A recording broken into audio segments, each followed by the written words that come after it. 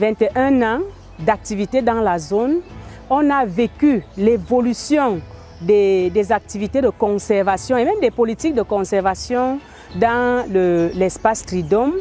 Et la réserve du Dja en particulier, je vous assure, il y a une très grande évolution. Parce qu'au départ, quand on parlait du droit des communautés riveraines, ce n'était pas très évident. Même auprès des bailleurs de fonds, quand on demandait un financement pour pouvoir accompagner et soutenir la participation active des communautés locales et autochtones dans la conservation, vraiment ce n'était pas évident.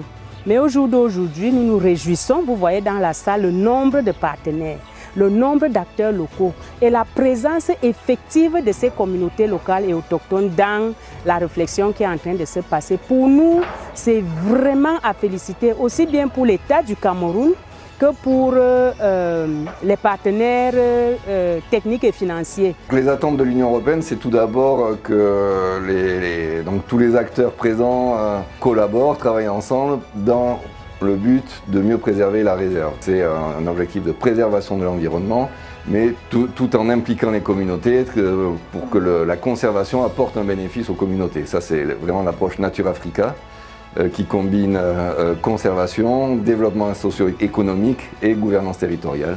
Donc voilà, l'objectif de ce forum, c'est vraiment que la conservation bénéficie aux communautés, et ce sont là les attentes de l'Union européenne.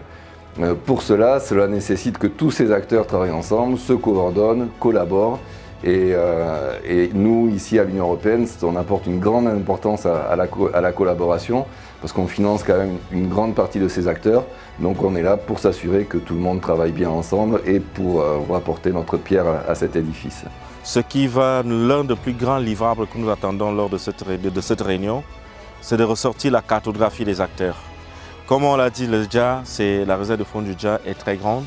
Nous avons 9 arrondissements dans l'ensemble, donc 4 dans la région de l'Est et 5 dans la région du Sud.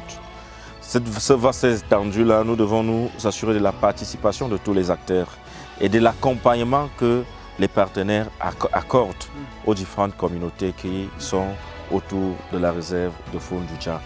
Donc, il est important pour nous de savoir qui fait quoi et qui nous accompagne dans quoi, d'où l'intérêt de cette réunion.